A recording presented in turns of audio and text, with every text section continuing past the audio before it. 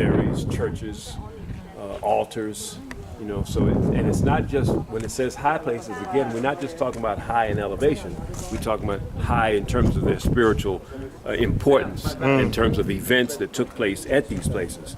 And so this is what's called Mount Tabor, also known as the Mountain of Transfiguration.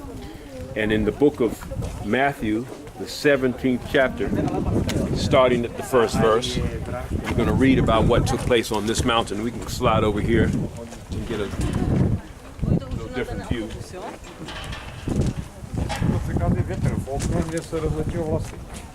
So here's what happened on this mountain. And after 6 days, Yeshua taketh Peter, James, and John his brother, and bringeth them up into an high mountain. No, privately. He didn't bring all of his disciples. He only chose 3 of them. And when he brought them up without telling anybody else. Privately, he did it and didn't let anybody else know what he was doing. So it lets you know that in any group or organization or collection, there's a difference between everybody. Everybody don't have the same level of understanding or abilities or skills or gifts or whatever it is. But as a whole, it's a perfect team. But in this particular case, he only chose 3. And when he moved with them, he did it without anybody else knowing. Continue.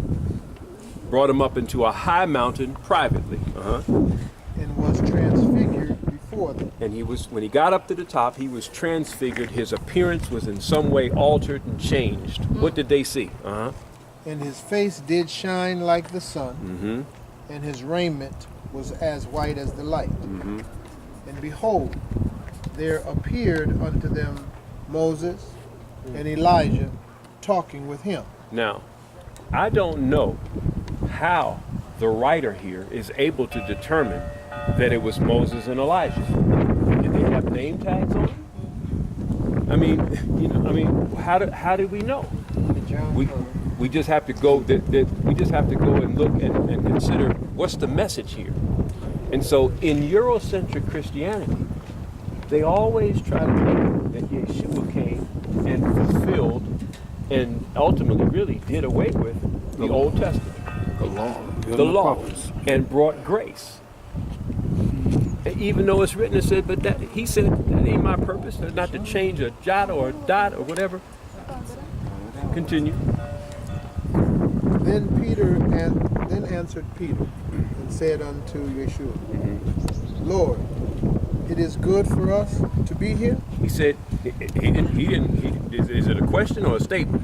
Statement. He said, it's good for us to be here. It is good for us to be here. He's with Moses, the lawgiver, and he's with Elijah.